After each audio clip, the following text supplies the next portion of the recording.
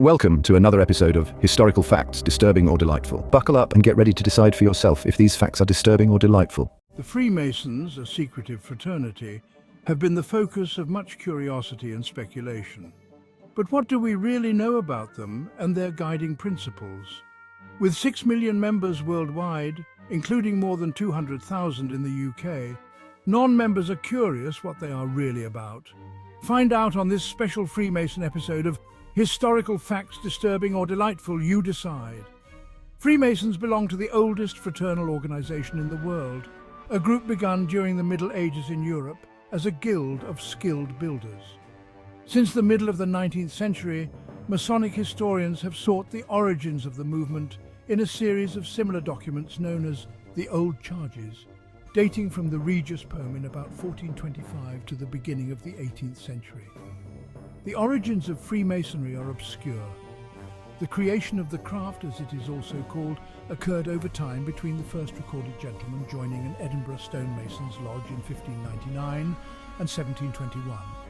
The degrees of Freemasonry retain the 3 grades of medieval craft guilds, those of entered apprentice, journeyman or fellow, now called fellow craft, and master mason.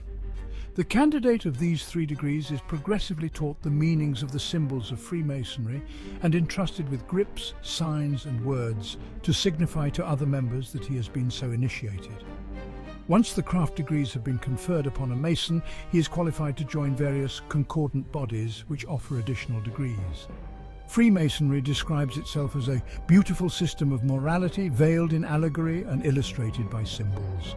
The symbolism is mainly, but not exclusively, drawn from the tools of stonemasons: the square and compasses, the level and plumb rule, the trowel, the rough and smooth ashlars, among others.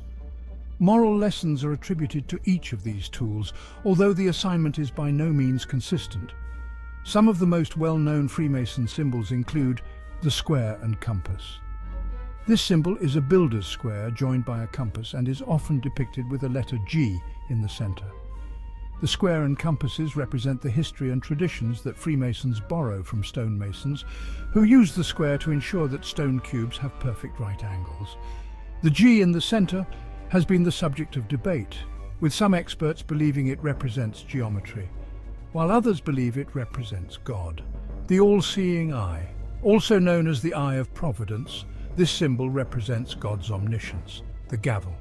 A stylized version of the mallets or hammers used in building trades, the gavel is used by Freemasons as an insignia of apprenticeship or mastery. The beehive.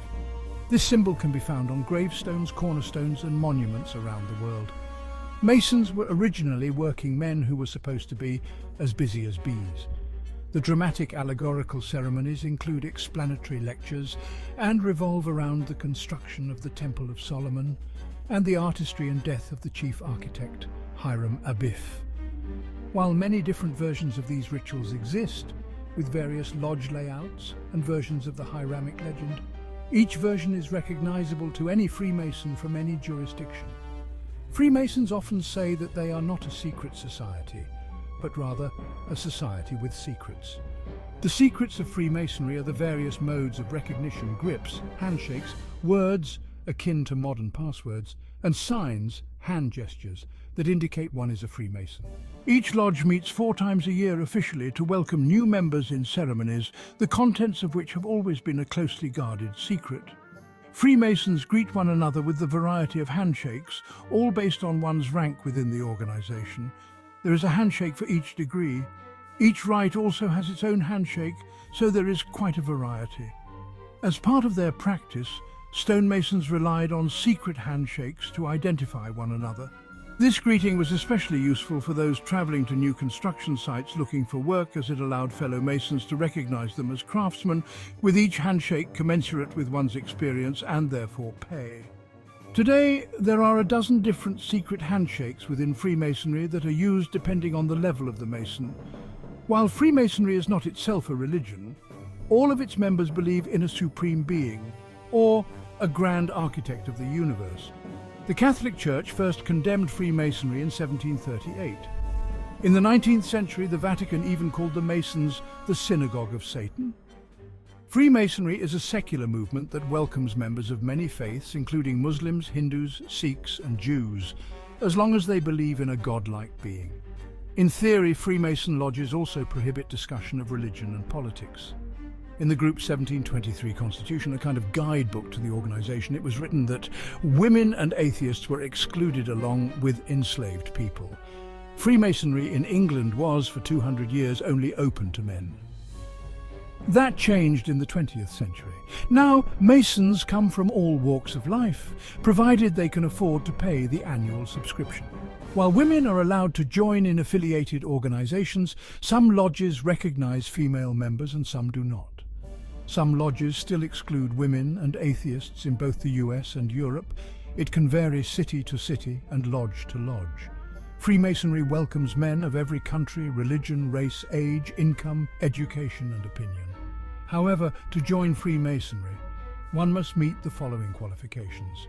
Be a male at least 18 years of age, believe in the existence of a supreme being, although Freemasonry is not concerned with theological distinctions or particular religious beliefs, be of good moral character. Be motivated to join for reasons unrelated to personal gain or profit. Your decision to apply is based on your own free will and accord. Be prompted by a favorable opinion of Freemasonry. Be desirous of earning knowledge and willing to conform to the ancient usages and customs of the fraternity. If you are interested in joining the Freemasonry, you must contact a master at your nearest lodge. Famous Freemasons can be found throughout history. George Washington was a Master Mason, and Benjamin Franklin was a founding member of the first Masonic Lodge in America. Presidents Franklin D. Roosevelt and Gerald Ford were also Masons, as was Prime Minister of Great Britain Winston Churchill. Wolfgang Amadeus Mozart, Davy Crockett, Duke Ellington, Nat King Cole, Henry Ford, Paul Robeson and astronaut Buzz Aldrin were also Freemasons. That concludes our overview of Freemasonry's principles, membership and intriguing facts.